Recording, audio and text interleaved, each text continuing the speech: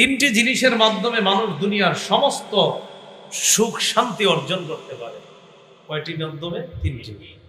এক নম্বর, আদ-দুআউ ফির রাখা, সুখের সময় বেশি বেশি দোয়া করা। দুই নম্বর, আস-সাবরু ফিল বালা, বিপদে ধৈর্য ধারণ করা। তিন নম্বর, আর-রিদা বিল কাযা, আল্লাহর ফয়সালা মেনে নেওয়া। এই তিন গুণ অর্জন করলে দুনিয়ার সব সুখ শান্তি তার কাছে এসে ধরা দিবে। এক নম্বর, সুখের সময় দোয়া করা। দুই নম্বর, বিপদে ধৈর্য ধারণ করা। তিন নম্বর, আল্লাহর ফয়সালা মেনে নেওয়া। এই তিন গুণ অর্জন করা। তো দেখেন, সুখের সময় বেশি বেশি দোয়া করা। আল্লাহ আমাদের সকলকে সুস্থ অবস্থা আমার রবকে বেশি বেশি ডাকার তৌফিক দান করুন। عن عبد الله بن عباس رضي الله تعالى عنهما قال قال النبي صلى الله عليه وسلم نعمتان مقبول فيهما كثير من الناس الصحة والفراغ। রাসূলুল্লাহ সাল্লাল্লাহু আলাইহি সাল্লাম বলেন, দুটি নিয়ামতের ব্যাপারে মানুষ খুবই উদাসীন, গাফেল। দুটি নিয়ামত মানুষ ধ্বংস করে দেয়। দুটি নিয়ামতের ব্যাপারে মানুষ খুব খেয়ানত করে, উদাসীন থাকে। এক নাম্বার আস-সিহ্হা, সুস্থতা। দুই নাম্বার ওয়াল ফারাগ, অবসর সময়। সুস্থতার সময় একটু ইবাদত করবে, করে না। অসুস্থ হইলে দেখবেন আল্লাহরে অনেকবার ডাকে, আল্লাহ বাঁচান, আল্লাহ বাঁচান। সুস্থতার সময় এরকম বলে না। 25 পারার শুরু পৃষ্ঠায় আল্লাহ বলেছেন কথাটা, ওয়াইদা আনআমনা আলাল ইনসানি আ'রাদা ওয়া নাআ বিজানিবি, আমি যখন মানুষকে নেয়ামত দান করি, মানুষ আমার থেকে মুখ ফিরাইয়া নেয়, পাশ কাইটা চলে আমার। আমি আল্লাহ যখন মানুষকে নেয়ামত দান করি, ও আমার থেকে মুখ ফিরাইয়া নেয়, আমারে পাশ কাইটা চলে। ওয়াইদা মাসসাহুশ শাররু ফাযু দুআইন আরিদ, আর কোন বিপদ যখন তাকে স্পর্শ করে, লম্বা চওড়া দোয়াওয়ালা বনে যায়। হুজুররা এসে কয়, তাড়াতাড়ি বাসায় আসুন, দোয়া আছে। সুখের সময় দোয়া করে। আল্লাহ বলে, ওরে যখন সুখ দেই তখন আমারে এড়ায়া চলে, আমার পাশ কাইটা চলে, আমারে আল্লাহ বলে ডাকি না। আর বিপদ যখন আসে, কি আসছে দেখেন, কি বলে আল্লাহ, ফাযু দুআইন আরিদ, লম্বা চওড়া দোয়াওয়ালা বনে যায়, মিলাদ দেয়। কি বাসায় এটা আছে, এজন্য নাম হবে দোয়া অনুষ্ঠান। বলেন কি দিবেন নাম? দোয়া। দোয়া দোয়া হবে, বলবেন দোয়া হবে, অন্য কিছু না বলাই ভালো, বলবেন দোয়া হবে। মিলাদ হবে মানে কি কারো জন্ম হবে ঘরে? মিলাদ মানে তো জন্ম। মিলাদ হবে মানে কি জন্ম হবে? তুই বুঝা শুনে তো বলতে হবে। মিলাদ হবে মানে জন্ম হবে, ঘরে কি কাছে কারো জন্ম হবে? হবে দোয়া বা মিলাদ হবে। মিলাদ হবে তো মানে জন্ম হবে, কার জন্ম হবে? একটা হলো সুখের সময় আল্লাহকে ডাকে না। আল্লাহ বলে, ওরা যখন বিপদ দেই তখন লম্বা চওড়া দোয়াওয়ালা বলে যায়। আল্লাহ আমাদেরকে সুখের সময় আল্লাহকে বেশি ডাকার তৌফিক দান করে। আমিন। সালাসুন ইউদরিকু বিহিন্নাল আবদু রাগাইবাদ দুনিয়া। তো দুটা নিয়ামতের ব্যাপারে মানুষ উদাসীন। এক নাম্বার সুস্থতা, দুই নাম্বার অবসর সময়। এই দুইটা নিয়ামত যেন আমরা কাজে লাগাতে পারি, আল্লাহ তৌফিক দান করেন। সময়ের হিসাব, অবসর সময় যে সময়গুলা নষ্ট করি, এই হিসাব আল্লাহর কাছে দিতে হবে। আপনারা আমার সামনে যারা বসা আছেন, আপনাদের প্রত্যেকটা মানুষের এক একটা মিনিট সেকেন্ড আমার কাছে আমানত। আমি যদি একটু উল্টাপাল্টা আপনাদের সময় নষ্ট করি, তো আল্লাহর কাছে হিসাব দিতে হবে। ধরে নেন এখানে 1000 মানুষ আছেন, 1000 মানুষের সামনে আমি যদি 1 মিনিট বক্তব্য দিই, কয় মিনিট? তো 1000 1 মিনিটে কত হয়? 1000 একে কত হয়? হ্যাঁ, এই 1000 মানুষের 1000 মানুষের সামনে আমি যদি বক্তব্য দেই, প্রতিজনের 1 মিনিট করে, মোট 1000 মিনিট আমার কাছে আমানত। বয়ান দিলাম মাত্র 1 মিনিট। এই 1 মিনিট যদি উল্টাপাল্টা কথা কই, কেমন যেন 1000 মিনিট নষ্ট করলাম, এটার হিসাব আল্লাহর কাছে দিতে হবে। আর আপনাদের একজন না, 1000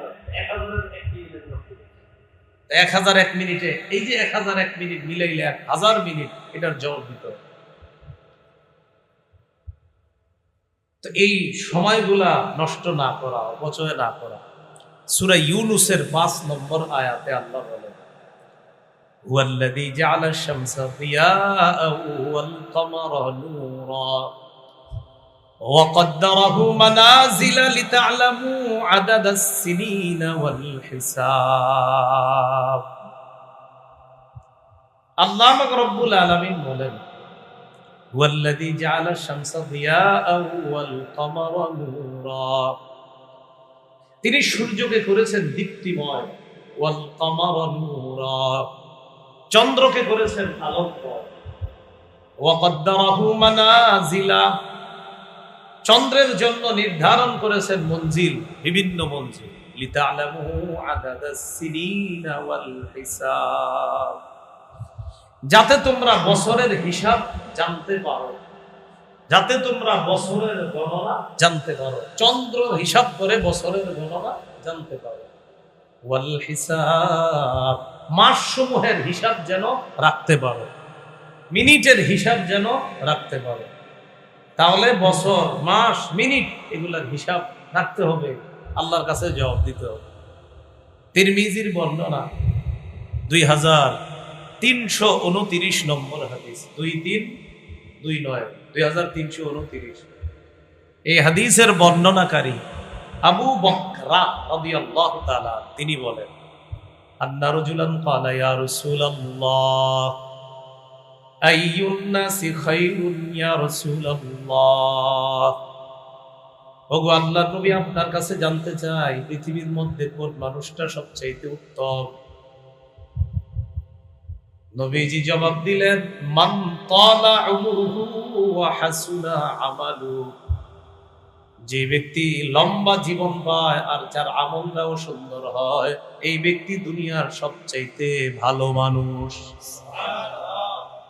লম্বা হায়াত পাইছে, হাসুনা আমালু, আমল সুন্দর, এই ব্যক্তি সবচেয়ে ভালো মানুষ। ক্বালা ফাআইয়ুন নাসি শাররুন ইয়া রাসূলুল্লাহ, তাহলে সবচাইতে খারাপ মানুষ কোনটা? নবী জবাব দিলেন, মান তালা উমরুহু ওয়া সাআ আমালুহু, যার বয়স অনেক বেশি, লম্বা হায়াত পেয়েছে, 60-70 বছর হায়াত পায়, সাআ আমালুহু, কিন্তু তার আমল খুবই বাজে, মন্দ, এই মানুষটা সবচাইতে খারাপ। বয়স পাইছে, আমল করে, টাকায় চা খায় আর কয় আরো মনে করব, আমল করে না, বয়স পাইছে বেশি, আবার আমলও করে না, মারা গেছে। নবী কয় নিকৃষ্ট মানুষ। আর এক হাদিসে তো আছে, আযারাল্লাহু মান বালাগা 60 সানা, আল্লাহ যে ব্যক্তিরে 60 বছর হায়াত দান করছে, ওর ওজর পেশ করানোর সুযোগ আল্লাহ দিবেন। যে ওজর পেশ করবে, আল্লাহ আমারে 60 বছর বাঁচাইছেন, আরো যদি 2-3 বছর দিতেন আমি ভালো কাজ করতাম, ওর ওজর আল্লাহ কবুল করবেন না। তোমার 60 বছরও হয় নাই, না আমার আরো লাগবে, আল্লাহ ওর ওজর কবুল করবে না। এটা আল্লাহ কোরআনে বলছে এই বিষয়ে। আওয়ালাম নুআম্মিরকুম মা ইয়াতাযাক্কারু ফীহি মান তাযাক্কারা ওয়া জাআকুমুন নাযীর, আমি কি তোমাকে এই পরিমাণ হায়াত দেই নাই যে হায়াতে তুমি উপদেশ গ্রহণ করতে পারতা? আমি কি তোমাকে এই পরিমাণ বয়স দেই নাই যেই বয়সে কেউ যদি উপদেশ গ্রহণ করতে চায় তাহলে গ্রহণ করতে পারতো? তো তুমি কেন পারলা না? এরকম বয়স কি আমি তোমাকে দেই নাই? তো নবী বললেন যে অনেক বড় হায়াত পাইল, তো আমল নামা একদম বাজে, খারাপ আমল নামা। নবী বলেন এই লোকটা সবচেয়ে খারাপ। আল্লাহ আমাদের সকলকে আমাদের জীবনের প্রতিটা মুহূর্ত সময় সঠিকভাবে যেন কাটাইতে পারি, আল্লাহ তৌফিক দান করেন। তিরমিজির বর্ণনা 2416 নম্বর হাদিস। এই হাদিসের মধ্যে আছে, عن عبد الله بن مسعود رضي الله تعالى عنه قال قال رسول الله صلى الله عليه وسلم লা তাজুলু কদামা ইবনি আদামা হাত্তা ইউসআলা আন খামসিন। কিয়ামতের ময়দানে 5 প্রশ্ন করার আগে আদম সন্তানের 2 পা নড়বে না। 1 নাম্বার আন উমরিহি ফিমা আফনা, জীবন সম্পর্কে প্রশ্ন করা হবে, জীবন কোন কাজে সে কাটিয়েছে। 2 নম্বর আন শাবাবিহি ফিমা আবলা, যৌবন সম্পর্কে প্রশ্ন করা হবে, যৌবন কিভাবে বিনাশ করেছে। 3 নম্বর প্রশ্ন ওয়ান মালিহি মিন আইনা ইকতাসাবা, সম্পদ সম্পর্কে প্রশ্ন করা হবে, সম্পদ সে কোথা থেকে কামাই করেছে। 4 নম্বর ফিমা আনফাকা, সম্পদ কোন খাতে ব্যয় করেছে। 3 নাম্বার কোত্থেকে আয় করেছে। 4 নাম্বার কোন খাতে ব্যয় করেছে প্রশ্ন। 5 নাম্বার ওয়া বিমাদা আমিলা ফিমা আলিমা, সে যা জেনেছে এই জানা অনুযায়ী আমল করছে কিনা। এই 5 প্রশ্ন করার আগে আদম সন্তানের 2 পা নড়বে না। এর মধ্যে 1 নাম্বার আর 2 নাম্বারটা দেখেন। 1 নাম্বার জীবন, 2 নাম্বার যৌবন, প্রতিটা সেকেন্ড মুহূর্তের হিসাব আল্লাহর কাছে দিতে। আল্লাহ আমাদেরকে এই পার্থিব জীবনটা সুন্দরভাবে কাটানোর তৌফিক দান করেন। বাইহাকির বর্ণনা মুস্তাদরাকে হাকিমের মধ্যে আছে, قال رسول الله صلى الله عليه وسلم اغتنم خمسا قبل خمسين। রাসূলুল্লাহ সাল্লাল্লাহু আলাইহি সাল্লাম বলেন 5টি জিনিসের আগে 5টি জিনিসকে মূল্যায়ন করো। বলেন কয় জিনিসের আগে কয় জিনিসকে মূল্যায়ন। এটা একদম মুখস্থের মতো করে ফেলবেন এই হাদিসটা, বাসায় গিয়ে সবাইকে শোনায় দিবেন। 5টি জিনিসকে 5টি জিনিসের আগে মূল্যায়ন করো। 1 নম্বর শাবাবাকা ক্বাবলা হারামিক, বার্ধক্যের আগে যৌবন কালটাকে মূল্যায়ন করো। বার্ধক্যের আগে যৌবন কালটাকে মূল্যায়ন করো। সোজা ভাষায় বুড়া হওয়ার আগে যুবকের অবস্থাটা মূল্যায়ন করো। 2 নাম্বার ওয়াসিহহাতাকা ক্বাবলা সাকামিক, অসুস্থ হওয়ার আগে সুস্থতাকে মূল্যায়ন করো। অসুস্থ হওয়ার আগে সুস্থতাকে মূল্যায়ন করো। এটা হলো 2 নাম্বার। ওয়া ফারাগাকা ক্বাবলা শুগুলিক, আর তুমি অবসর সময়টাকে মূল্যায়ন করো ব্যস্ত হওয়ার আগে। তুমি ব্যস্ত হওয়ার আগে অবসর সময়টাকে তুমি মূল্যায়ন করো। ব্যস্ত হওয়ার আগে অবসর সময়টাকে তুমি মূল্যায়ন করো। এরপরে ওয়া হায়াতাকা ক্বাবলা মাউতিক, মরণের আগে জীবনটাকে তুমি মূল্যায়ন করো। তুমি মৃত্যুবরণ করবা, এর আগে জীবনটাকে মূল্যায়ন করো। 5 নাম্বার ওয়া গিনাকা ক্বাবলা ফাকারিক, কেউ কেউ আগে পরে আনছে এটা। তুমি তোমার ধনাঢ্য অবস্থা, টাকা পয়সা আছে, এই অবস্থাটাকে মূল্যায়ন করো গরিব হওয়ার আগে। তাহলে 5 জিনিসের আগে 5টা জিনিসকে মূল্যায়ন করো। 1 নাম্বার যৌবনকে মূল্যায়ন করো বার্ধক্যে পৌঁছার আগে। 2 নাম্বার সুস্থ অবস্থাটাকে মূল্যায়ন করো অসুস্থ হওয়ার আগে। 3 নাম্বার তুমি তোমার 3 নাম্বার কি অবসর সময়টাকে তুমি মূল্যায়ন করো, তুমি ব্যস্ত হওয়ার আগে। 4 নাম্বার তুমি দারিদ্রতা অবস্থার আগে ধনাঢ্য অবস্থাটাকে তুমি মূল্যায়ন করো। আর 5 নাম্বার মরার আগে তুমি তোমার জীবনটাকে মূল্যায়ন। এই 5টা কথা সবসময় মনে রাখবে, খুব গুরুত্বপূর্ণ কথা। তাহলে এর মধ্যে দেখেন 1 নম্বরে বলছে যৌবনকাল, বার্ধক্যে পৌঁছার আগে এটা মূল্যায়ন করবা। আল্লাহ আমাদের এই জীবনটাকে আমরা যেন মূল্যায়ন করতে পারি, আল্লাহ তৌফিক দান করেন। তো পুরো হাদিসের মধ্যে আজকে আমাদের আলোচ্য আয়াতের সাথে 2টা অংশের খুব মিল।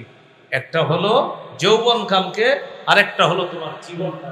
আমাদের আলোচনা চলতেছে জীবন যৌবন কালটা যে আমরা আছি এটা নিয়ে।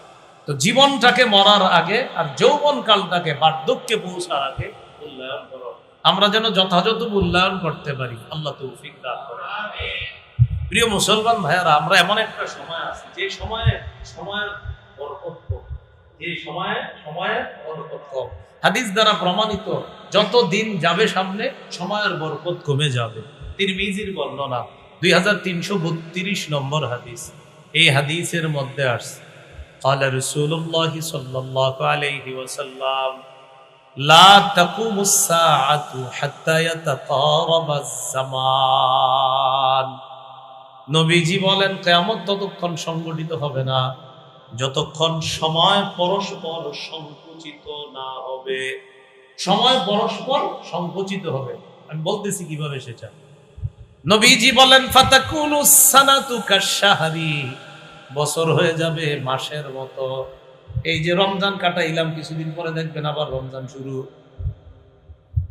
রমজান এই দেখবেন আপনাদের এই বয়ান করে গেছিল, এই মাদ্রাসা কিন্তু বয়ান করছে। অর্থাৎ 1 বছর আগের কোন এক মঙ্গলবারে বয়ান করে গেছে, দিনের বেলা জোহরের নামাজের পরে।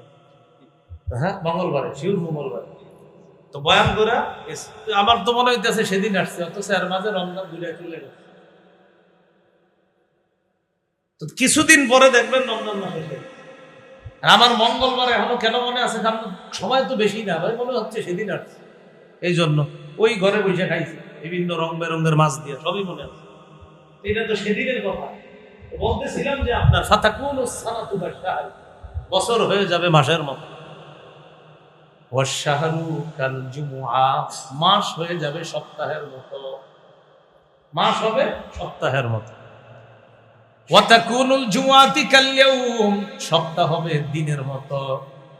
জুমার নামাজটা পড়বেন, দেখবেন যে কি আয়া বসার একদিন খতিব সাহেব যারা জুমা পড়ায় সেদিন না জুমা পড়াইলাম, আবার জুমা। ওয়াতাকুনুল জুমআতু কাল ইয়াউম, সপ্তাহ হবে দিনের মতো। ওয়ায়াকুনুল ইয়াউম, আর দিনটা হয়ে যাবে কাসসাআ, ঘন্টার মতো। ওয়াতাকুনুস সাআ কাদ-দারমাতি বিন-নার, আর ঘন্টা হয়ে যাবে প্রজ্বলিত আগুনের মধ্যে। যেমন স্ফুলিঙ্গ হঠাৎ দেখা যায়, ওই ঘন্টাটাও মুহূর্তের মধ্যে শেষ হয়ে যাবে। আগুনে একটা প্রজ্বলিত অগ্নি স্ফুলিঙ্গ উপরে উঠছে আবার নেমে গেছে, এরকম ঘন্টা হয়ে যাবে ওই আগুনের মধ্যে। অগ্নিস্ফুলিঙ্গটা যেমন, যেই অগ্নিস্ফুলিঙ্গ দেখা যাইতেছে দাউ দাউ করে, আবার নিচে আসছে, এরকম। তাহলে বছর হয়ে যাবে মাসের মতো, মাস হয়ে যাবে সপ্তাহের মতো, সপ্তাহ হয়ে যাবে দিনের মতো, দিন হয়ে যাবে ঘন্টার মতো, ঘন্টা হয়ে যাবে অগ্নিস্ফুলিঙ্গের মতো। তো প্রিয় ভাইরা, বলছিলাম দেখেন এই সময়টা এমন একটা সময় আছে, আমরা বরকত নাই, কিন্তু এই জন্য বরকত হচ্ছে না সময়ে। আসলে এটা কিয়ামতের আলামত। কিন্তু আমি আপনি যেহেতু এই যুগে আছি, কি করা, তাই যত বেশি পারা যায় সময়গুলো কাজে লাগায়, যত বেশি সুবহানাল্লাহ, আলহামদুলিল্লাহ, লা ইলাহা ইল্লাল্লাহ, আল্লাহু আকবার তথা আমাদের এই জিহ্বা, আমাদের এই শরীর যত বেশি ইবাদতে নিয়োজিত রাখা যায়, ততই মঙ্গল। আল্লাহ তৌফিক দান করেন, আমিন। তো বলছিলাম আখিরাতের জীবন প্রকৃত জীবন। দুনিয়ার জীবন শুধু খেল তামাশা, গর্ব করা, আমার এই আছে সে আছে, এছাড়া আর কিছু না।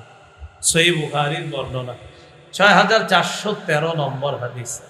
এই হাদিসের বর্ণনাকারী আনাস ইবনে মালিক রাদিয়াল্লাহু তাআলা আন আনাস ইবনে মালিক রাদিয়াল্লাহু তাআলা আনহু قال قال رسول الله صلى الله عليه وسلم اللهم لا عيش إلا عيش الآخرة فأصلح الأنصار والمهاجرة। আনাস ইবনে মালিক রাদিয়াল্লাহু তাআলা আনহুর বর্ণনা, আল্লাহ নবী বলেন আল্লাহুম্মা লা আইশা ইল্লা আইশুল আখিরা, আল্লাহ আখিরাতের জীবন প্রকৃত জীবন, আল্লাহ আখিরাতের জীবন প্রকৃত জীবন। ফাসলিহিল আনসার ওয়াল মুহাজিরা, অতএব আনসার আর মুহাজির যে আমার সাহাবী, তাদেরকে আপনি সংশোধন করে দেন। দুনিয়ার জীবনটা সংশোধন যদি হয়ে যায়, তো আখিরাতের জীবনটা অত সুন্দর হয়ে যাবে। কিন্তু এইখানে একটা কথা মনে রাখবেন, দুনিয়া যারা সাজাইতে চাই, আখিরাতটা সাজাইতে হবে। কি বলছি দেখেন, দুনিয়া যারা সাজাইতে চাই, আখিরাত সাজাইতে হবে। তো নবীজি বুঝাইতেছে আমার সাহাবী আনসার মুহাজির যারা, আল্লাহ তাদের ভিতরে কোনো কিছু থাকলে তাদেরকে ইসলাহ করে দেয়। ইসলামী মাহফিল, সংশোধনীয় মাহফিল, তাদেরকে এমন ভাবে সংশোধন করেন আল্লাহ, তারা যেন আখিরাতি মানুষ দুনিয়াতে হয়ে যেতে পারে, তারা যেন আখিরাতি মানুষটা দুনিয়াতে হয়ে যেতে পারে। তো নবী তো এই দোয়া দ্বারা আমাদেরকে বুঝাইতেছে যে আমার উম্মত যারা দুনিয়াতে থাকবে তারাও এমন ইসলাহ করে, দুনিয়াতে যদিও তারা থাকবে কিন্তু তারা আখেরাতি মানুষ যেন হয়ে দুনিয়াতে থাকবে, তবে আখেরাতি মানুষ কিন্তু থাকবে দুনিয়াতে। আমাদের স্লোগানটা ভিন্ন, আমরা দুনিয়া সাজাই আখেরাত হারাই। উচিত ছিল যে আখেরাত সাজাই, দুনিয়া এমনি এসেছে, কিন্তু আমরা উল্টাটা, দুনিয়া কামাই আখেরাত হারাই। ওমর ইবনে আব্দুল আজিজ রহমতুল্লাহি আলাইহি 99 হিজরিতে তিনি শাসক হন। 2 বছর 5 মাস তিনি শাসক ছিলেন, খলিফা ছিলেন। এই 2 বছর 5 মাসে সারা পৃথিবীবাসীকে শিখাইয়া দিয়েছে ইনসাফ কারে কয়, ন্যায় বিচার কারে কয়, ন্যায় নীতি প্রতিষ্ঠিত কিভাবে করতে হয়। পুরা এলাকার মধ্যে যাকাত দেওয়ার মতো এমন কোন মানুষ খুঁজে পাওয়া যাচ্ছে না কারে যাকাত দিবে। আবুল হাসান আলী নদভী রহমতুল্লাহি আলাইহি গল্প আকারে আল কিরাআতুর রাশিদার মধ্যে আনছেন যে এমন এক জামানা হয়েছিল তখন যে মানুষ গাছের উপর উঠা বসে থাকতো যাকাত আদায় করার জন্য। নিজ দিয়ে যদি কেউ যাইতো, নাইমা বলতো আসসালামু আলাইকুম, মনে করতো মুসাফির মানুষ, দেখি যাকাতটা দেওয়া যায় কিনা। যাকাত যখন দিবে তখন তিনি বলতেন আমিও তো যাকাত নিয়ে ঘুরতেছি, দেওয়ার এটা হালাত। ওমর ইবনে আব্দুল আজিজ খলিফা হওয়ার আগে বাৎসরিক ইনকাম ছিল তার 40,000 স্বর্ণ মুদ্রা। 40,000 স্বর্ণ মুদ্রা তার ইনকাম ছিল, মানে খলিফা হওয়ার আগে। খলিফা হওয়ার পর কিছু রাইখা সব রাষ্ট্রীয় কোষাগারে দান করে। মানে ক্ষমতায় বসার আগে কোটিপতি ছিল, পয়সা গরিব হয়ে গেছে। এখান থেকে অনেক কিছু শিখা আছে। ওমর ইবনে আব্দুল আজিজ ক্ষমতায় বসার আগে কোটিপতি ছিল, ক্ষমতায় বসা সব দান করে গরিব হয়ে গেছে। আল্লাহ আমাদেরকে বুঝার তৌফিক দান করেন। তো তিনি খলিফা হওয়ার পর লিড করে দাঁড়াইতেন প্রতি শুক্রবারে। তো ওই সময় যারা খলিফা হইতেন তারাই ইমাম হইতেন, তারাই নামাজ পড়াইতেন। যদিও বর্তমানে আউযুবিল্লাহ পড়তে অনেক সমস্যা হয় অনেকের, বিষয়টা কি ভিন্ন। তো এরকম দিন করে দাঁড়ায় যিনি খলিফা হবেন তিনি ইমাম হবেন, তিনি খতিব হবেন। জুমার দিন তিনি মিম্বরে দাঁড়াইতেন।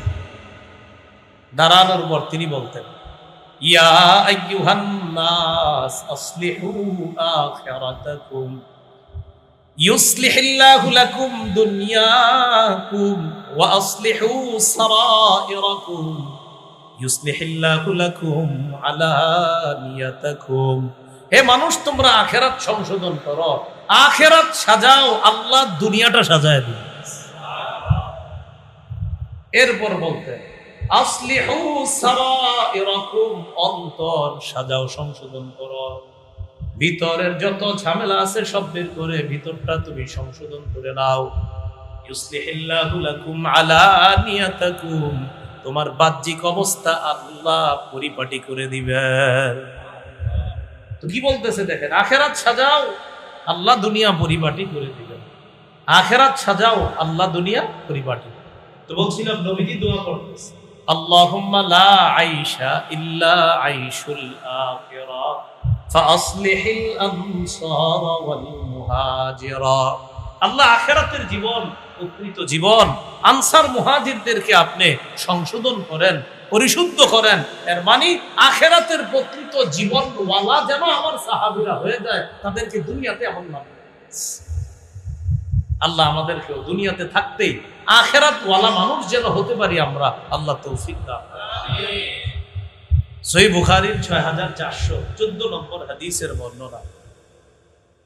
এই হাদিসের মধ্যে আসছে সাহল ইবনে সাদ আস-সাঈদী রাদিয়াল্লাহু তাআলা আনহু বর্ণনা। তিনি বলেন কুন্না মা রাসূলিল্লাহি সাল্লাল্লাহু আলাইহি ওয়াসাল্লাম বিল খান্দক। আমরা রাসূলুল্লাহ সাল্লাল্লাহু আলাইহি সাল্লামের সাথে খন্দক যুদ্ধে ছিলাম। খন্দক মানে পরিখা, গর্ত। গর্ত বুঝেন তো নাকি গাতা?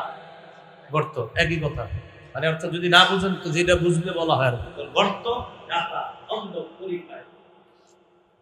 একটা যুদ্ধে সালমান ফারসি রাদিয়াল্লাহু তাআলা আনহুর পরামর্শে নবীজি এরকম গর্ত করছে যেন কাফেররা ওপাশ থেকে এই পাশে আসতে না পারে। তো এটাকে বলা হয় খন্দকের যুদ্ধ। আল্লাহর রাসূল নিজে হাত মুবারকের মাধ্যমে নিজে ওই গর্ত খননের কাজে অংশগ্রহণ। দৃশ্যটা কত চমৎকার ছিল।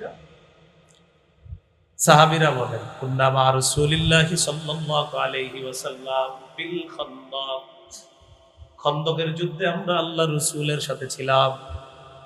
ওয়া হুয়া ইয়াহফিরু, আল্লাহর রাসূল খনন করতেছিলেন, গর্ত খনন করতেছিলেন। ওয়া নাহনু নানকুলুত তুরাব, আমরা মাটি বহন করে স্থানান্তর করছিলাম। নবী মাটি কাটে আর আমরা মাটি বহন করতেছিলাম। সুবহানাল্লাহ। নবী মাটি কাটে দিতেছে, ওয়া নাহনু নানকুলুত তুরাব, আর আমরা মাটি বহন করে স্থানান্তরিত করছিলাম। দেন গ্রামে দেখবেন এই দৃশ্যগুলা, মাটি কাইটা এরকম সিরিয়ালে দিয়া এরকম মানুষ মাটি। তো নবীজি মাটি কাটে, সাহাবারা মাটি বহন করে, আবার অন্য সাহাবারা মাটি কাটতেছে এরকম লম্বা করে। ওয়ায়ামুরু বিনা, নবী আবার সবাইকে দেখে যে আমার সাহাবীদের কি অবস্থা। কঠিন কাজ তো, আরবে যারা গেছেন জানেন কত শক্ত জমিন, এটা কাটাও তো মুশকিল। নবীজি আমাদের চারপাশে ঘুরা আমাদেরকে নবীজি উৎসাহ দেওয়ার জন্য বললেন, আল্লাহুম্মা লা আইশা ইল্লা আইশুল আখিরা ফাগফির লিল আনসারি ওয়াল মুহাজিরা। আল্লাহ, আখিরাতের জীবন প্রকৃত জীবন। আমার এই আনসার মুহাজির সাহাবী যারা কষ্ট করতেছে, মাবুদ আমি দোয়া করলাম তাদেরকে তুমি মাফ করে দাও। আর এখানে বললো মাফ করে। তো নবীর সাহাবীরা যখন এই দোয়া করছে, নবীজি আমাদের জন্য ক্ষমার দোয়া করে, তখন তাদের কাজের গতি আরো বাইরে। তো এইখানে নবী বললেন আখিরাতের জীবন প্রকৃত জীবন, আল্লাহ আমার আনসার মুহাজির সাহাবীদেরকে আপনি মাফ করে দেন। আমরা আমাদের জীবনটা দুনিয়াতে থেকেই আখিরাত ওয়ালা জীবন গঠন করার তৌফিক দান করেন। সহিহ বুখারীর বর্ণনা 6416 নম্বর হাদিস। এই হাদিসের বর্ণনাকারী আব্দুল্লাহ ইবনে ওমর রাদিয়াল্লাহু তাআলা আনহুমা। কোন সাহাবী? আব্দুল্লাহ ইবনে ওমর। তো তিনি বলেন, আখাযা রাসূলুল্লাহ সাল্লাল্লাহু আলাইহি ওয়াসাল্লাম বিমানকিবিয়া, আল্লাহর নবী আমার দুই কাঁধে ধরে, কাঁধ ছিলেন তো, কাঁধ, দুই কাঁধে ধরছে নবীজি। তো সাহাবীর দুই কাঁধে আল্লাহর নবী দইরা নবীজির সাহাবীকে বলে, কুন ফিদ দুনিয়া কাআন্নাকা গরীব আও আবিরু সাবিল। সাহাবীকে লক্ষ্য করে বললেন, ও ইবনে ওমর, দুনিয়ার মধ্যে এমন ভাবে থাকো যেন তুমি একজন অপরিচিত, যেন তুমি আগন্তুক। আও আবিরু সাবিল, অথবা যেন তুমি একজন পথিক, তুমি একজন মুসাফির। বলেন তো, আমাদের এলাকায় কোনো আগন্তুক যখন আসে, এটা কি তার আসল বাড়ি?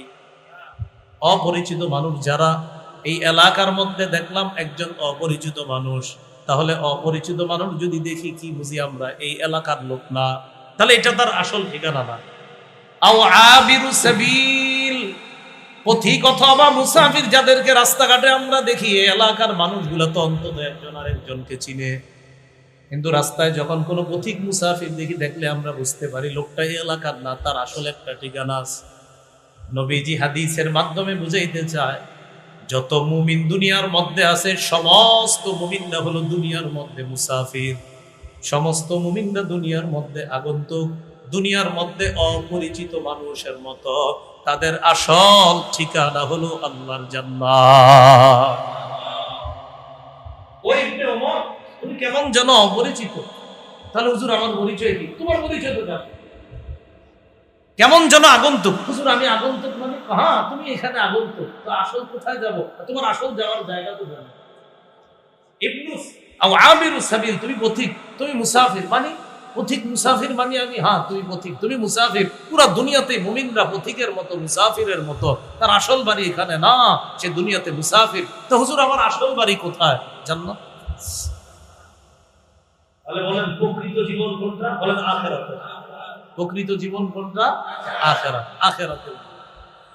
এই হাদিসের শেষে ইবনে ওমরের বক্তব্য আছে, আমি আপনাদেরকে বলার পরে আপনারা আরবিটা দরকার নাই, বাংলাটা মুখস্থ করে ফেলবেন। বাংলাটা আমরা দু একবার বলবো, মুখস্থ হয়ে যাবে। আমি আগে আরবিটা পড়ি, পরে বাংলাটা। ইবনে ওমর বলেন, ওয়াকানা ইবনে ওমর ইয়াকুল ইদা আমসাইতা ফালা তানতাজিরিস সাবাহ ওয়াইদা আসবাহতা ফালা তানতাজিরিল মাসা, বলেন যখন তুমি সন্ধ্যায় উপনীত হও সকালের অপেক্ষা করো না। যখন তুমি সকালে উপনীত হও সন্ধ্যার অপেক্ষা করো। আবার যখন তুমি সন্ধ্যায় উপনীত হও সকালের অপেক্ষা করো না। যখন তুমি সকালে উপনীত হও সন্ধ্যার অপেক্ষা করো না। আজকে আমি আপনি যারা বেঁচে আছি এখন বিশ্বাস করেন আগামীকাল সকালে বেঁচে থাকবো কিনা জানি না, তাই সকালের অপেক্ষা করা যাবে না। এখনই যতবার পারেন আল্লাহর ইবাদত বেশি করুন। সকালে যদি আল্লাহ বাঁচায়া দেয়, আগামীকাল সকালে আমি আপনি বেঁচে গেছি, আল্লাহ বাঁচায়া দিছে। এই ইবনে ওমর বলেন যদি সকালে বেঁচে যাও বাস সন্ধ্যার অপেক্ষা করো না, ওই সকালেই তুমি যত পারো রবের কাছাকাছি পৌঁছাবে। তাহলে এই দাওয়াতটা সবাই দিয়ে দিবেন। চা দোকানের সামনে অনর্থক কথা না কইলা শিখাইবেন মুরব্বীদেরকে, ছোটদেরকে, এই বলো তুমি যখন তুমি সন্ধ্যায় দুনিয়াতে থাকবা সকালের অপেক্ষা করবা না, যখন সকালে দুনিয়াতে আসো তো সন্ধ্যার অপেক্ষা করবা না। আপনারা বলবে এই মেয়েটা আপনি কি শিখান? বলবেন না, এটা নবীর সাহাবী আব্দুল্লাহ ইবনে ওমর সহিহ বুখারীর 6416 নম্বর হাদিসের অধীনে এই কথা সারা দুনিয়াবাসী শিখে। এরপরে তিনি আরেকটি কথা বলছেন, ওয়াখুয মিন সিহহাতিকা লিমারাদিকা ওয়া মিন হায়াতিকা লিমাউতিকা। সুস্থতার সময় অসুস্থ অবস্থার জন্য তোমার সুস্থতা থেকে তুমি কিছু নিয়ে নাও। কি করে দেখেন, ওয়াখুয মিন সিহহাতিকা লিমারাদিকা, তুমি সুস্থ অবস্থায় যখন তুমি আছো এই সুস্থ অবস্থা থেকে অসুস্থ অবস্থার জন্য কিছু নিয়ে নাও। আর তুমি যে জীবনে আছো এই জীবনে থাকা অবস্থায় মরণের পরের জন্য কিছু নিয়ে নাও।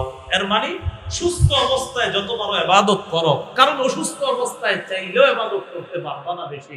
একটা মানুষ আগে এই মসজিদে আসতো, হঠাৎ লোকটা প্যারালাইজড হয়ে গেছে, তার মন চাইলেও এখন সে আর আসতে পারবে না। তো ইবনে ওমর বলেন সুস্থ অবস্থায় বেশি বেশি এমন কিছু গ্রহণ করো যেটা অসুস্থ অবস্থায় কাজে লাগবে, আর জীবদ্দশায় এমন কিছু গ্রহণ করো যেটা পড়ার। এবার একটা হাদিস শুনে এটা সুস্থ অবস্থায় কিছু করলে এটা যে অসুস্থ অবস্থায় কাজে লাগে, এটা হাদিস শুনেন। মুসনাদ আহমদ হাদিসের কিতাব 6895 নম্বর হাদিসের বর্ণনা। এই হাদিসের বর্ণনাকারী আব্দুল্লাহ ইবনে আমর ইবনুল আস রাদিয়াল্লাহু তাআলা আনহুমা, তিনি বলেন قال رسول الله صلى الله عليه وسلم إن العبد إذا كان على طريقة حسنة من العبادة ثم مرض قيل للملك المؤكل به اكتب له بمثل عمله إذا كان طليقا। নবীজি বলেন কোন বান্দা ইবাদতের সুন্দর একটা পদ্ধতি গ্রহণ করছে, ইবাদতের সুন্দর পদ্ধতি, কথার কথা আপনি ডেইলি ঘুমের আগে 100 বার সুবহানাল্লাহ পড়েন, 100 বার আলহামদুলিল্লাহ, 100 বার আল্লাহু আকবার, বা আপনি ডেইলি ঘুমের আগে 100 বার আস্তাগফিরুল্লাহ পড়েন, মানে আপনি নিয়মিত ঘুমের আগে কিছু ভালো আমল করা, এটা আপনার অভ্যাস।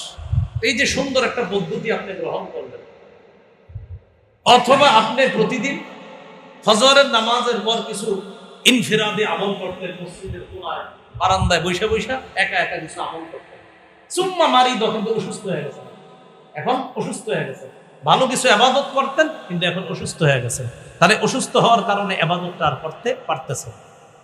কিলা লিল মালাকিল মুআক্কালি বিহি, আপনার সাথে যে নিয়োজিত ফেরেশতা আছে ওই ফেরেশতাকে আল্লাহর পক্ষ থেকে বলা হয় আমার বান্দা অসুস্থ হয়ে গেছে তাই আমল করতে পারতেছে না, সমস্যা নাই, উক্তুব লাহু বিমিসলি আমালিহি ইদা কানা তালিকা, সুস্থ অবস্থায় যে আমলগুলা করত ওই আমলের সওয়াবগুলা তোমরা লেখতা, অসুস্থতার কারণে ওই আমলগুলো এখন করতে পারে না, সমস্যা নাই, সওয়াব লেখা বন্ধ করবা না।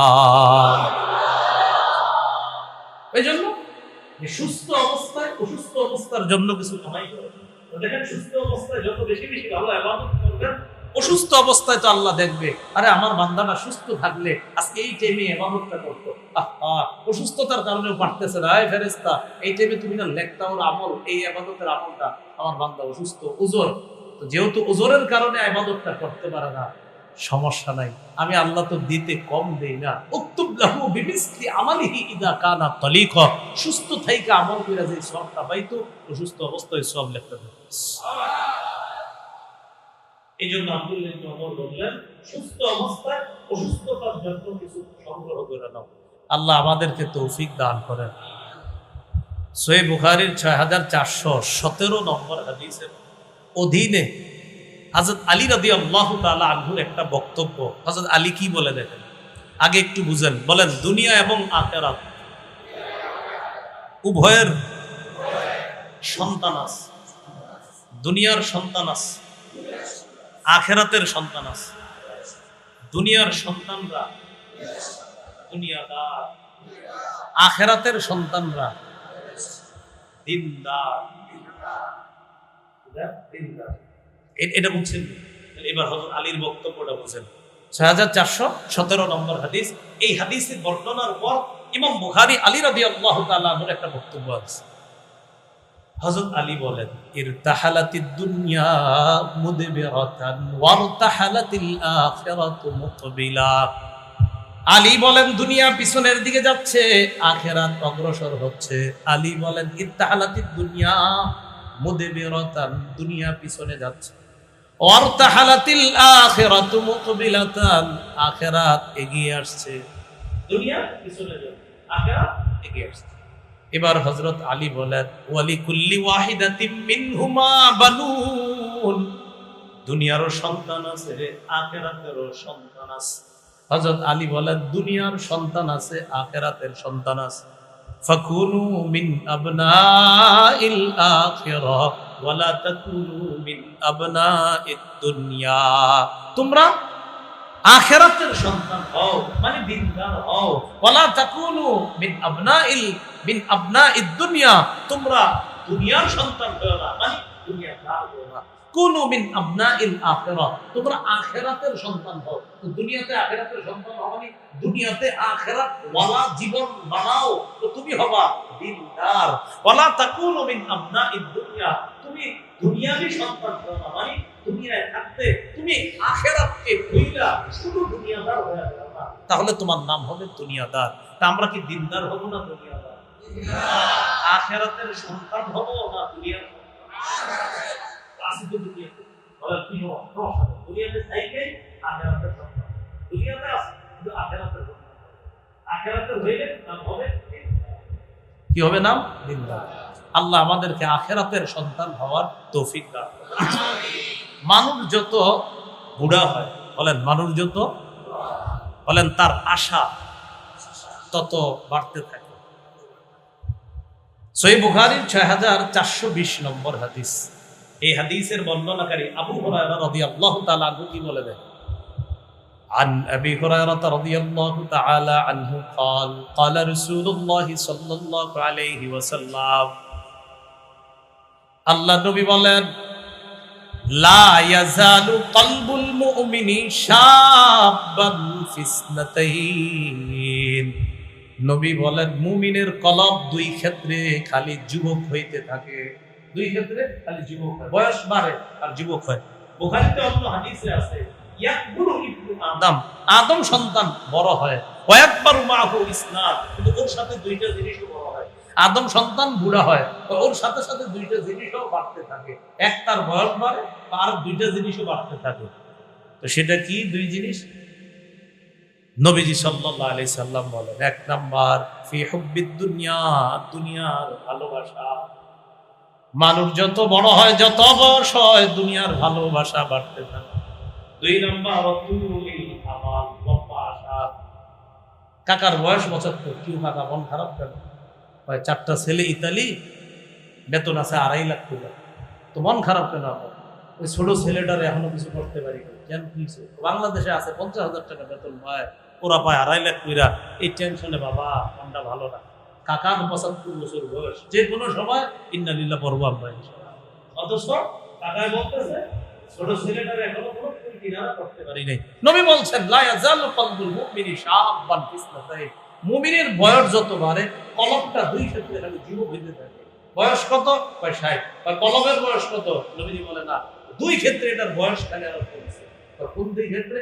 দুনিয়ার ভালোবাসা আর লম্বা আশা, লম্বা আশা, দুনিয়ার ভালোবাসা আর লম্বা আশা। তো যাই হোক, সেখানে রাসূল সাল্লাল্লাহু আলাইহি সাল্লামের উদ্দেশ্য হলো যে মানুষ যেন দুনিয়ার মোহে আখিরাতকে ভুলে না যায়, আমরা যেন প্রকৃত জীবন আখিরাতের জীবন গ্রহণ করতে পারি। আল্লাহ তৌফিক দান করেন। এবার রাসূলুল্লাহ সাল্লাল্লাহু আলাইহি সাল্লামের হাদিস থেকে আমরা জানলাম আখিরাতের জীবন কি। চলেন এবার চলে যায় আবার সূরা হাদীদের যে 20 নম্বর আয়াত, ওই আয়াতের 20 নম্বর আয়াতের পরের আয়াত।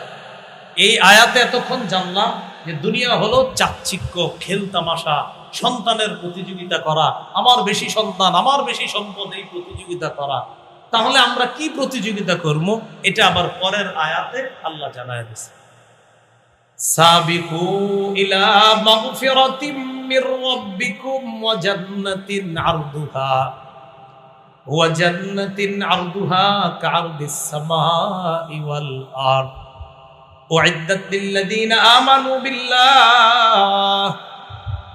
আল্লাহ পাক রব্বুল আলামিন বলেন, সাবিকু ইলা মাগফিরাতিম মির রাব্বিকুম।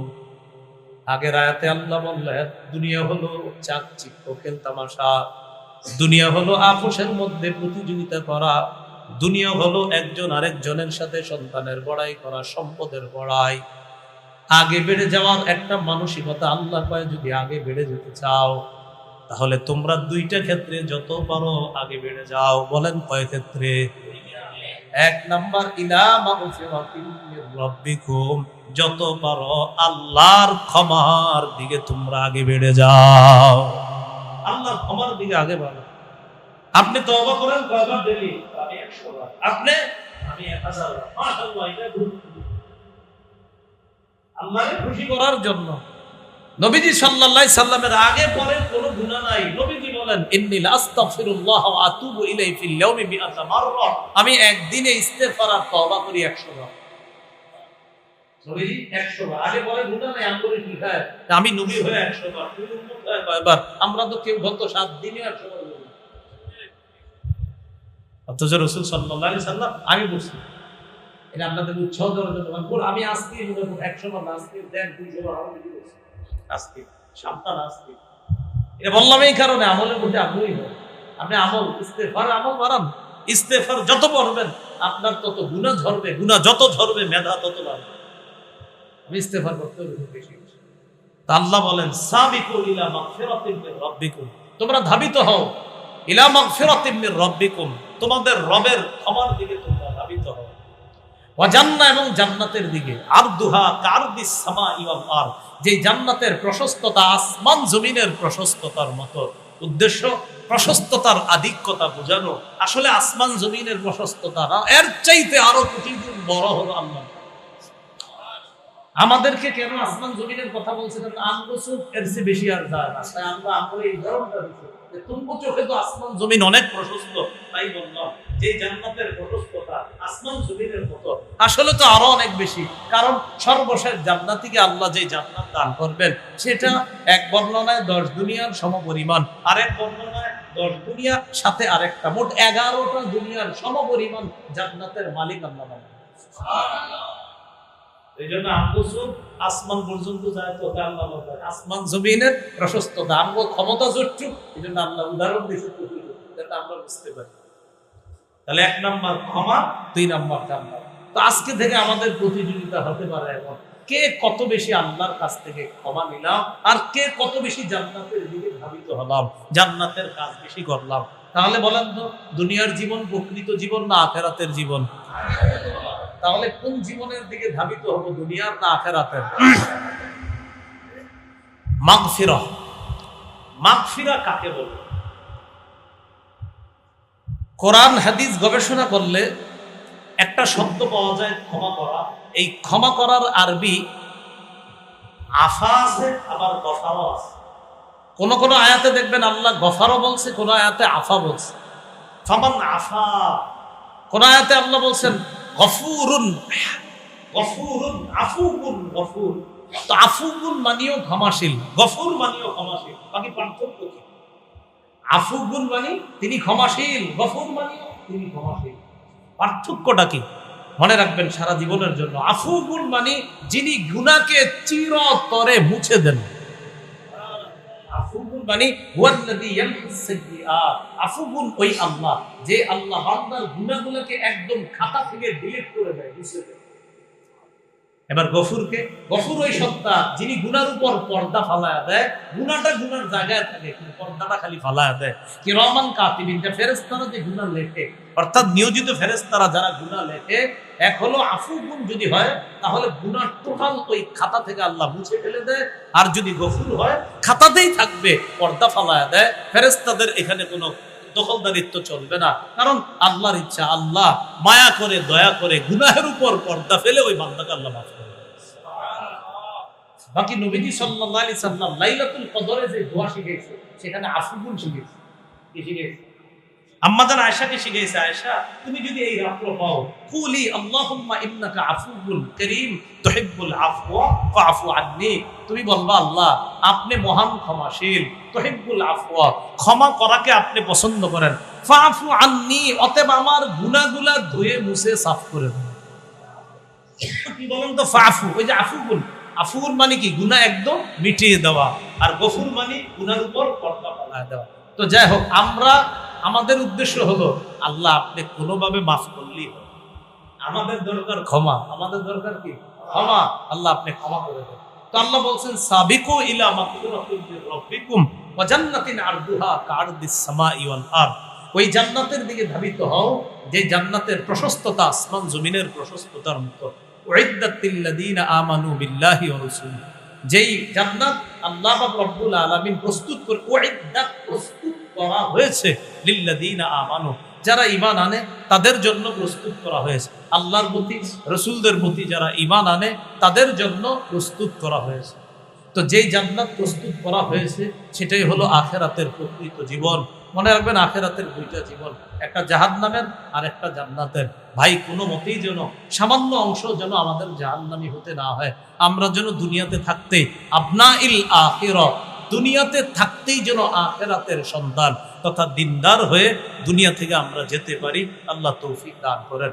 সুবহানাল্লাহি ওয়া বিহামদিহি, সুবহানাকাল্লাহুম্মা ওয়া বিহামদিকা, আশহাদু আল্লা ইলাহা ইল্লা আনতা আস্তাগফিরুকা।